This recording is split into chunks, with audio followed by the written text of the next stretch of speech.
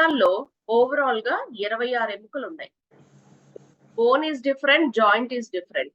Bone అంటే ఎముక, joint అన్నాం అనుకోండి ఒకదానికి ఒకటి అతుక్కునేది జాయింట్ అన్నమాట. ఓకే, అలాగే మన శరీరంలో లాంగెస్ట్ మరియు స్ట్రాంగెస్ట్ బోన్ ఏది అంటే ఫెమ్యూర్, థై బోన్ అన్నమాట. తొడ భాగంలో ఉన్నటువంటి ఎముక విచ్ ఇస్ స్ట్రాంగ్ బోన్ అన్నమాట. అది ఎప్పుడు కూడా అది త్వరగా విరగదు కూడా మనకి. అలాగే అతి చిన్న ఎముక ఏది అంటే గనక మన చెవుల్లో ఉంటుంది, మిడిల్ ఇయర్ లో ఉంటుంది. దాన్ని మనము స్టేప్స్ అంటాం అన్నమాట. చిన్న చిన్న వైబ్రేషన్స్ కూడా మనకి వినిపిస్తూ ఉంటాయి. లైక్ అందరూ అంటారు కదా పాము చెవులు అని.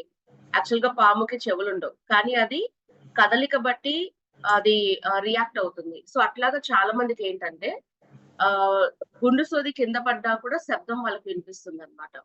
అంత షార్ప్ గా ఉంటుంది.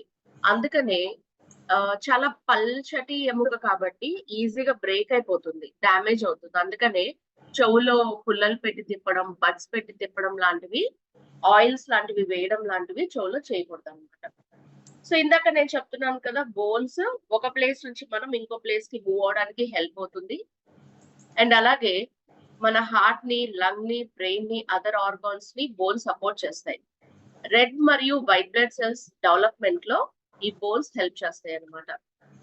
ఏ ఏజ్ లో ఈ ఎముకలు బలంగా ఉండాలి అంటే గనక ఎవ్రీ స్టేజ్ లో, ఎవ్రీ ఏజ్ లో మనకి ఈ బోన్స్ అనేవి హెల్దీగా ఉండాలి.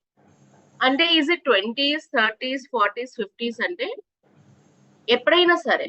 ఇప్పుడు మనకి 20 బిలో, ఇప్పుడు చైల్డ్హుడ్ తీసుకున్నారనుకోండి, మదర్ మిల్క్ ఇస్తారు ఫస్ట్ బేబీకి 6 months కూడా. కొంతమంది ఇస్తారు వాళ్ళ డిపెండెన్సీ బట్టి ఎక్కువ కాలం. మదర్ మిల్క్ లో బేబీస్ అబ్జార్బ్ చేసుకోగలుగుతారు బాగా, కానీ నార్మల్ మిల్క్ లో ఏంటి అంటే కెమికల్స్ గానీ అంత న్యూట్రియంట్స్ ఉండకపోవడం వల్ల కొంచెం బాడీ అనేది కాల్షియం ని అబ్జార్బ్ చేసే కెపాసిటీ తగ్గుతుంది. But what ever it is, childhood, teenage లో ఎముకలు అనేవి బలంగా తయారవుతాయి, స్ట్రాంగ్ గా ఉంటాయి. ఇన్ కేస్ ఒకవేళ చిన్న వయసులో గనక మీరు ఎముకలకి బలాన్ని ఇవ్వకపోతే పెద్ద అయిన తర్వాత చాలా వీక్ అయిపోతాయి అన్నమాట బోన్స్. అండ్ 20s తర్వాత తీసుకుంటే 30s నుంచి బోన్ మాస్ తగ్గిపోతూ ఉంటుంది, మెన్ లో గానీ ఉమెన్ లో గానీ. ఉమెన్ లో ఎక్కువ జరుగుతుంది, ఎందుకంటే ప్రెగ్నెన్సీ, ఆఫ్టర్ డెలివరీ, తర్వాత చాలా మందిలో irregular periods, PCODs, PCOS, thyroid లాంటి ప్రాబ్లమ్స్ ఉంటాయి. కాబట్టి లేడీస్ లో ఎక్కువ ఛాలెంజెస్ కనిపిస్తూ ఉంటాయి 40s తర్వాత అండ్ 50s తర్వాత. ఉమెన్ లో అయితే 50s తర్వాత మెనోపాజ్ స్టేజ్ కి వస్తారు కాబట్టి ఈస్ట్రోజన్ అనే హార్మోన్ బాగా తగ్గిపోతుంది. సో ఆ రీజన్ వల్ల శరీరంలో ఉన్న కాల్షియం బాడీకి అందక బయటికి ఎలిమినేట్ అయిపోతుంది. ఇది కూడా మేజర్ ఛాలెంజ్ అన్నమాట. 20s లో మనము ఏం చేయాలి, ఏం చేయకూడదు? ప్రాపర్ న్యూట్రిషన్ తీసుకుంటూ ఎక్సర్సైజ్ చేయాలి. కూల్ డ్రింక్స్ కానీ, ఇనాడిక్వేట్ డైట్ అంటాం, అంటే డైటింగ్ లో చేసి మనము లేదు అంటే కనుక ఫాస్ట్ ఫుడ్, జంక్ ఫుడ్ తింటాం కదా, అట్లాంటివి చేయకూడదు. 30s లో బోన్ లాస్ అవ్వకుండా చూసుకోవాలి. ఒకవేళ బోన్ లూజ్ అయినా కూడా మనం మళ్ళీ ఆ బోన్ ని రీగెయిన్ చేయాలి. అంటే బోన్ కి ఏముంటుంది? Mass, density. మాస్ అంటే వెయిట్, డెన్సిటీ అంటే థిక్నెస్ అన్నమాట. ఇప్పుడు ఒక చాక్ పీస్ ఉంది, దానికి బరువు ఉండదు, విరిగిపోతుందిగా, థిక్నెస్ ఉండదు, ఇలాంటి పిన్ అయిపోతుంది. కాబట్టి బోన్ కి వెయిట్ ఉండాలి. అలాగే 30s లో స్ట్రెస్ తగ్గించుకోవాలి. చీటికి మాటికి మెడిసిన్స్ లాంటివి వాడకూడదు. వాడితే ఏమవుతుందంటే మన బాడీలో కాల్షియం అనేది తగ్గిపోతుంది. అండ్ 40s లో మనము ఫిజికల్ స్ట్రెంగ్త్ ని పెంచుకోవాలి, స్ట్రెంథనింగ్ ట్రైనింగ్స్ చేసుకోవాలి. అంటే మీరు బాగా నడిచారనుకోండి, అబ్జర్వ్ చేయండి, బాగా నడుస్తూ ఉంటే బోన్స్ దగ్గర కాదు, మజిల్ దగ్గర పెయిన్ వస్తుంది, పిక్కలు, థైస్, మజిల్ దగ్గర. సో మజిల్ స్ట్రెంథనింగ్ ట్రైనింగ్స్ చేయాలి, న్యూట్రిషియస్ డైట్ తీసుకోవాలి, అలాగే బోన్ డెన్సిటీని ఇంక్రీజ్ చేసుకోవాలి. చెయ్యకూడదు ఏంటి? Busy schedules, family, work commitments వల్ల న్యూట్రిషన్ ని స్కిప్ చేయకూడదు. సరే ఇవాళ నేను బిజీగా ఉన్నాను కదా, రేపు ఎక్సర్సైజ్ చేద్దాంలే అని పుష్ చేయకూడదు. సో ఏ రోజుది ఆ రోజు చేయాలన్నమాట. 60s లో ఇందాక నేను చెప్పినట్టుగా బికాస్ ఆఫ్ మెనోపాజ్ స్టేజ్ లో ఈస్ట్రోజన్ అనే హార్మోన్ ని మనం లూజ్ అవుతాం కాబట్టి మనము కాల్షియం ని ప్రాపర్ గా, అంటే మెనోపాజ్ లో తీసుకోవడం కాదు, బిఫోర్ నుంచే కాల్షియం ఇంటేక్ తీసుకోవడం వల్ల మెనోపాజ్ లో బోన్ లాస్ ఎక్కువ కాకుండా చూసుకోవచ్చు. ఇన్ కేస్ ఎప్పుడైనా మీకు కొత్తగా నొప్పులు, మోకాళ్ళ నొప్పులు కానీ, బ్యాక్ పెయిన్ కానీ, ఇంకేమైనా పెయిన్స్ కనిపిస్తే అవి నోట్ చేసుకొని డాక్టర్ ని కన్సల్ట్ చేయడం, లేదు అంటే బిఎండి లాంటి టెస్టులు చేసుకోవడం, బోన్ మినరల్ డెన్సిటీ లాంటివి రెగ్యులర్ గా చెకప్ చేయించుకుంటూ ఉండాలి. చెయ్యకూడనివి ఏంటి? తక్కువ కాల్షియం తినడం. ఆల్మోస్ట్ మెనోపాజ్ లో ఉన్న వాళ్ళు 1200 మిల్లీగ్రామ్స్, పోస్ట్ మెనోపాజ్ లో ఉన్న వాళ్ళు అప్రాక్సిమేట్ గా 1500 ఎంజీ ఆఫ్ కాల్షియం లాంటివి తీసుకోవాలి. మీ బోన్ డెన్సిటీ తెలుసుకోవాలి, ఏ స్టేజ్ లో ఉన్నారు అని. మీ డైట్ ని, ఎక్సర్సైజ్ ని అడ్జస్ట్ చేయకూడదు. మంచిగా న్యూట్రిషన్ ఫుడ్ ని తినాలి, ఎక్సర్సైజ్ కూడా చేయాలి. ఎవరెవరిలో ఎక్కువగా ఈ బోన్ హెల్త్ ఎఫెక్ట్ అయ్యే అవకాశం ఉంటుంది?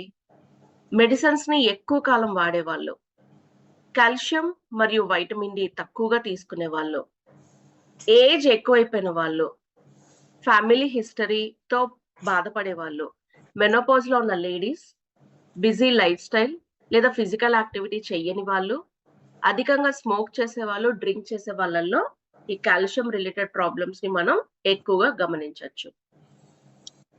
లేడీస్ లో అయితే 60s దాటిన తర్వాత calcium and vitamin D deficiency వల్ల బోన్ రిలేటెడ్ ఛాలెంజెస్ వస్తాయి. కానీ ఈ రోజు మనం చూస్తే చిన్న ఏజెస్ లో కూడా చాలా మందికి ప్రాబ్లమ్స్ వచ్చేసాయి. రాకూడదు. సో మనం దాన్ని రెక్టిఫై చేసుకోవాలి. మెన్ లో అయితే గనక 40s తర్వాత because of the busy life style లేదా ఓవర్ వెయిట్, వర్క్ ప్రెషర్ ఎక్కువైపోవడం వల్ల, స్ట్రెస్ వల్ల ఎముకలు అనేవి వీక్ అయిపోతూ ఉంటాయి అన్నమాట. ఇక్కడ పిక్చర్ లో కనిపిస్తున్న ఆవిడ పేరు మాయా. సో మాయాకి ఒక అబ్బాయి, ఒక ఫ్యామిలీ ఉందన్నమాట. హస్బెండ్ తర్వాత ఒక కొడుకు, కోడలు, ఇద్దరు గ్రాండ్స్ చిల్డ్రన్ ఉన్నారు. ఈవిడ వయసు 69, వాళ్ళ కొడుకు వయసు 49. ఫస్ట్ యంగర్ సన్ది 17 ఇయర్స్, సెకండ్ వన్ది 11 ఇయర్స్ అన్నమాట. కొన్ని రోజుల నుంచి మాయా బ్యాక్ పెయిన్ అని కంప్లైంట్ చేస్తుంది. సో డాక్టర్ దగ్గరికి వెళ్ళారు. డాక్టర్ దగ్గర వెళ్ళినప్పుడు కొన్ని రిపోర్ట్స్ అవి చెక్ చేసిన తర్వాత సో మాయాకి కొన్ని రిపోర్ట్స్ చెప్పారనమాట. సో అవన్నీ కూడా చేయించుకుని రమ్మన్నారు. సో అవన్నీ చేయించుకుని వచ్చిన తర్వాత సో కాల్షియం తక్కువగా ఉంది, బ్లడ్ రిపోర్ట్స్ చెప్తున్నాయి, బ్లడ్ టెస్ట్ ద్వారా కూడా తెలుసుకోవచ్చు కాల్షియం లెవెల్స్ తక్కువ ఉన్నాయి అని చెప్పారు. సో ఈ కాల్షియం డెఫిషియన్సీ ఎందుకు వస్తుంది అని అడిగినప్పుడు ఒకటి అంటే కాజెస్ ఏంటి అంటే మజిల్ లాస్ అండ్ తర్వాత జాయింట్ స్టిఫ్నెస్, ఫ్లెక్సిబిలిటీ తగ్గిపోవడం, back pain, poor posture, joint pain లాంటి ప్రాబ్లమ్స్ వచ్చే అవకాశాలు ఉంటాయి కాల్షియం కనుక మనకి తగ్గిపోతే. సో ఫస్ట్ పాయింట్ ఇక్కడ మజిల్ మాస్ చెప్పారు. మజిల్ బిల్డింగ్ లో కూడా మనకి కాల్షియం చాలా ఇంపార్టెంట్ రోల్ ప్లే చేస్తుంది. సో డాక్టర్ ఇప్పుడు ఏం చేయాలి అంటే ఒకసారి మళ్ళీ బిఎండి టెస్ట్ చేద్దాం అన్నారు. బిఎండి అంటే ఏంటి? Bone mineral density. Okay, osteoporosis ఉందా లేదా అని తెలుసుకునేదే ఈ బిఎండి. ఆస్టియోపొరాసిస్ అంటే ఏంటి? ఆస్టియో అంటే ఎముక, పోరస్ అంటే రంధ్రాలు. ఎముకకి ఆల్రెడీ చిన్న సన్న రంధ్రాలు ఉంటాయి. కానీ ఎప్పుడైతే మనం తినే ఆహారంలో కాల్షియం లోపాలు ఎక్కువ ఉంటాయో ఎముకలు గుల్లైపోతాయి. దాన్నే ఆస్టియోపొరాసిస్ అంటాం. సో బిఎండి టెస్ట్ ద్వారా శరీరంలో ఉన్న కాల్షియం అనే మినరల్ ఎంత ఉంది అనేది తెలుస్తుంది. ఇక్కడ మీకు చూడొచ్చు 3 కలర్స్ ఐడెంటిఫై చేస్తుంది. గ్రీన్ కలర్ లో ఉంటే మీ స్కోర్ -1 అండ్ అబోవ్ ఉన్నట్టు. yellow కలర్ లో ఉంటే -1 to -2.5 మధ్యన ఉంటే సో ఆస్టియోపీనియా అంటాం, అంటే అప్పుడే ప్రాబ్లం స్టార్ట్ అయింది అని. రెడ్ కలర్ లో ఉంటే -2.5 అంతకన్నా తక్కువ ఉంటే which is called osteoporosis. So ఈ విధంగా మన శరీరంలో కాల్షియం లెవెల్స్ ని తెలుసుకోవచ్చు. అయితే ఇక్కడ ఒక బెనిఫిట్ ఏంటంటే కాల్షియం తగ్గినప్పుడు మీకు ఆస్టియోపొరాసిస్ వస్తుంది. మళ్ళీ కాల్షియం ఇంటెక్ తీసుకున్నారనుకోండి మళ్ళీ బోన్స్ నార్మల్ అయిపోతాయి, వరి అవ్వక్కర్లా. సో రేపు రాజమండ్రి స్టోర్ లో మార్నింగ్ 12 o'clock నుంచి ఈవినింగ్ 6 o'clock వరకు మీకు బిఎండి క్యాంప్ కండక్ట్ చేశాము. ఎవరైనా ఇంట్రెస్ట్ ఉన్న వాళ్ళు ఆ నియర్ బై కస్టమర్స్ గానీ ఉంటే ఫ్రీ చెకప్ చేసుకోవచ్చు మీరు. సో ఇక్కడ మాయాది స్కోర్ వచ్చి -2.5 ఉంది. She suffering from osteoporosis. So doctor ఇప్పుడు నేను ఏం చేయాలి అంటే ఏం లేదు, మెడిసిన్స్ రాసిస్తాను, డైట్ లో కాల్షియం తినండి, ప్రతిరోజు 45 మినిట్స్ వాకింగ్ చేయండి, హెల్దీ వెయిట్ ని మేనేజ్ చేయండి. రైట్. సో ఇవన్నీ కూడా డాక్టర్ చెప్పారు. కొన్ని రోజుల తర్వాత వాళ్ళ అబ్బాయికి కూడా కొంచెం నీ pains, ankle, hip area problem గా ఉంది, నడవలేకపోతున్నారు. సో అప్పుడు ఏం చేశారంటే హాస్పిటల్కి వెళ్ళారనమాట. సిద్ధార్థ్ కూడా. సిద్ధార్థ్ ఎందుకని పెయిన్స్ అన్ని వచ్చాయి అంటే బరువు పెరిగిపోయారు, మీద పడుతుంది కాబట్టి. నీస్, యాంకిల్, హిప్ ఏరియా ఎక్కువ బరువు పడుతుంది, అక్కడే ఎక్కువగా ఈ ప్రాబ్లం వచ్చే అవకాశం ఉంటుంది. సో అంటే ఏంటి ప్రాబ్లం? ఆస్టియోఆర్థరైటిస్ అంటే, ఆస్టియో అంటే ఎముక, ఆర్థరైటిస్ అంటే, ఆర్థో అంటే జాయింట్, ఐటిఐఎస్ ఇటీస్ అంటే ఇన్ఫ్లమేషన్. జాయింట్స్ మధ్యన ఏర్పడేటువంటి నొప్పి, మంట, వాపుని ఆస్టియోఆర్థరైటిస్ అంటారు. అంటే సింపుల్ గా మీ భాషలో చెప్పాలంటే ముడుకుల్లో గుజ్జు అరిగిపోవడాన్ని ఆస్టియోఆర్థరైటిస్ అంటారనమాట. ఆస్టియోఆర్థరైటిస్ ప్రాబ్లం వస్తే ఏమవుతుంది? జాయింట్స్ మధ్యన పెయిన్స్ వస్తాయి, కింద కూర్చున్నా, మెట్లు ఎక్కుతున్నా, లెగుస్తున్న పెయిన్స్ వస్తాయి, వాపు కూడా ఏర్పడుతుంది జాయింట్స్ మధ్యన. ఆస్టియోఆర్థరైటిస్ కాకుండా మనకున్న ఇంకొక problem rheumatoid arthritis. Rheumatoid arthritis అనేది ఆటో ఇమ్యూన్ డిసీజ్ లేదా ఇన్ఫ్లమేటరీ డిసీజ్ అంటాం. సో ఇన్ఫ్లమేషన్ అన్నప్పుడు మీరు చూస్తే చేతి వేళ్ళు, రిస్ట్, పాదాల వేళ్ళు ఇవి ఎక్కువగా ప్రాబ్లమ్స్ వస్తాయి, నీస్ గానీ.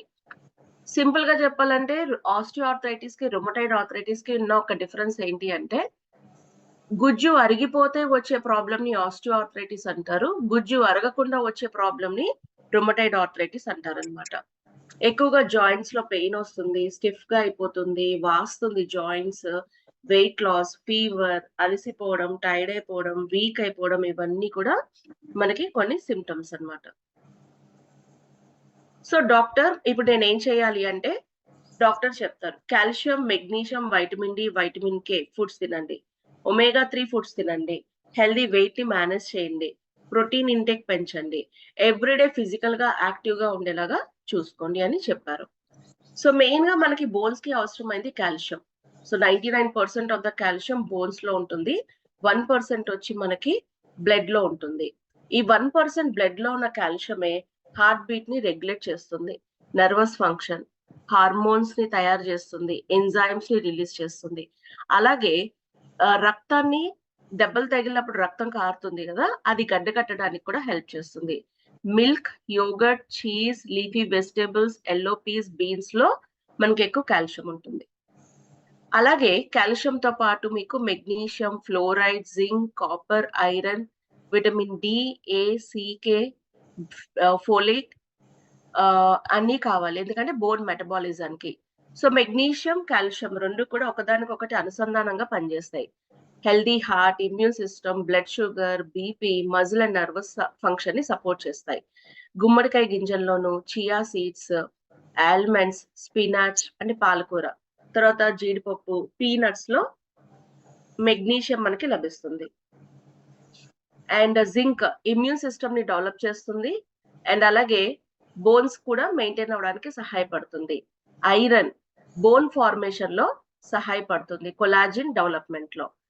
అండ్ జింక్ ఎందులో దొరుకుతుంది? Beans, nuts, sea food, whole grains లో లభిస్తుంది. ఐరన్ వచ్చి బీన్స్ లోను, లెంటిల్స్ లోను, ఆకుకూరల్లోనూ ఎక్కువగా లభిస్తుంది ఐరన్. సో చాలా మంది అనుకుంటారు కదా ఐరన్, కాల్షియం కలిపి తినకూడదు అని, బట్ ఐరన్ కూడా మన బోన్ కొలాజిన్ ని తయారు చేయడంలో సహాయం చేస్తుంది, బోన్ ఫార్మేషన్ లో. అలాగే వైటమిన్ డి నాచురల్ గా మనకి సన్ని ఎక్స్పోజ్ అయినప్పుడు మన బాడీలో తయారవుతుంది. వైటమిన్ డి తీసుకోవడం వల్ల లో బోన్ మాస్ ని తగ్గించుకోవచ్చు, బోన్స్ త్వరగా బ్రేక్ అవ్వకుండా కాపాడుకోవచ్చు. సాల్మన్, సారడైన్, మ్యాక్రల్ లాంటి ఫిషెస్ లోను, రెడ్ మీట్, ఎగ్ యోస్ లోను వైటమిన్ డి అనేది మనకి లభిస్తుంది. తర్వాత వైటమిన్ కే. వైటమిన్ కే మనకి సాఫ్ట్ టిష్యూస్ లో స్టోర్ అవ్వకుండా రైట్ ప్లేస్ లో, మనకి ఎక్కడైనా సరే వేరే ప్లేసెస్ లో, కిడ్నీస్ లోను అక్కడ ఇక్కడ స్టోర్ అవ్వకుండా రైట్ ప్లేసెస్ లో కాల్షియం స్టోర్ అవడానికి వైటమిన్ కే హెల్ప్ చేస్తుంది. వైటమిన్ కే ఆకుకూరలు మెయిన్ గా పాలకూర, mustard greens, parsley, green leaves, తర్వాత కొన్ని vegetables, sprouts, broccoli, cauliflower, cabbage లాంటి ఫుడ్స్ లో వైటమిన్ కే లభిస్తుంది. వైటమిన్ సి ఆక్సిడేటివ్ స్ట్రెస్ నుంచి బోన్ ని సపోర్ట్ చేస్తుంది అనమాట. అలాగే మీకు డెవలప్ అయిన కార్టిలేజ్ ని మెయింటైన్ చేయడంలో కూడా హెల్ప్ చేస్తుంది. విటమిన్ సి ఎక్కువగా సిట్రస్ ఫ్రూట్స్ లో ఉంటాయి. ఆరెంజెస్ కానీ, గ్రేప్ ఫ్రూట్స్ కానీ, స్ట్రాబెర్రీ, రాస్బెర్రీ, బ్లూబెర్రీ, క్రాన్బెర్రీస్ లో లభిస్తాయి. అలాగే కాల్షియం కార్బోనేట్ నుంచి కూడా తీసుకుంటాం. రెడ్ ఆల్గే అనే ప్లాంట్ ఉంటుంది. ఈ ఐస్లాండ్ అడుగు భాగంలో ఈ ప్లాంట్ దొరుకుతుంది. ఈ ప్లాంట్ ని సోర్స్ చేసి దీని నుంచి అల్గల్ తీసుకుంటాం. It has a rich calcium, plant based. Total గా 5 న్యూట్రియన్స్ ఉంటాయి మీకు కాల్మాక్ డి ప్లస్ లో. కాల్షియం స్ట్రాంగ్ బోన్స్ కోసం, వైటమిన్ డి కాల్షియం ని అబ్జార్బ్ చేయడానికి, అలాగే మెగ్నీషియం నార్మల్ బోన్స్ మెయింటెనెన్స్ కి, జింక్ ఇమ్యూన్ సిస్టమ్ ని డెవలప్ చేయడానికి, మ్యాంగనీస్ కార్టిలేజ్ మరియు బోన్ ఫార్మేషన్ లో హెల్ప్ చేస్తుంది. 12 సంవత్సరాలు దాటిన వాళ్ళు ఎవరైనా ప్రతిరోజు 1 లేదా 2 టాబ్లెట్లు తీసుకోవచ్చు.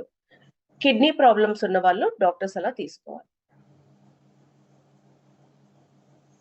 ముడుకుల్లో గుజ్జు అరిగిపోయినప్పుడు మనం రికమెండ్ చేసే సప్లిమెంట్ ఆస్టియోఆర్థరైటిస్ కి గ్లూకోజమైన్ హెచ్సిఎల్ విత్ బోస్వీలియా.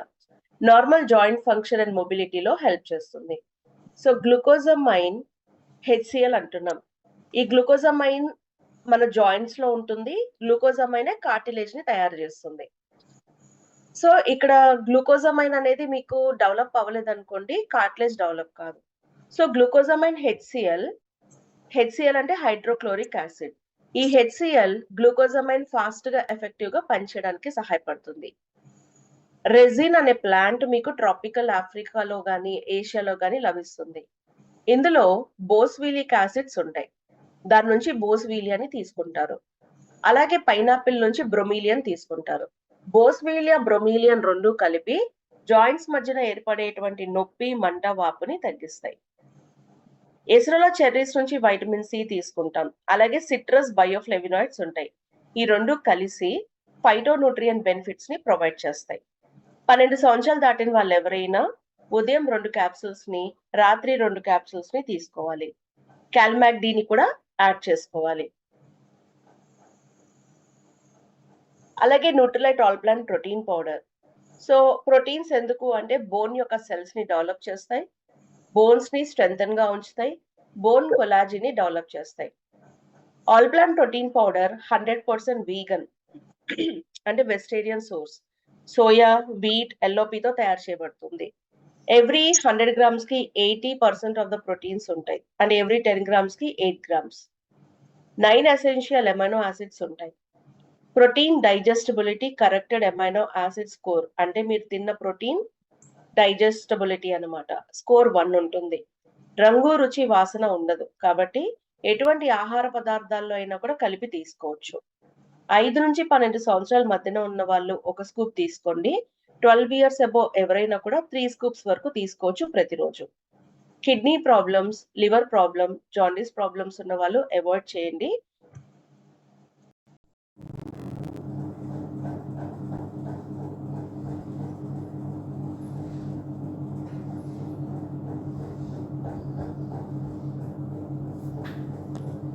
తీసుకోండి. బికాస్ 1 టాబ్లెట్ ఆఫ్ డైలీలో 200 milligrams ఆఫ్ కాల్షియం ఉంది.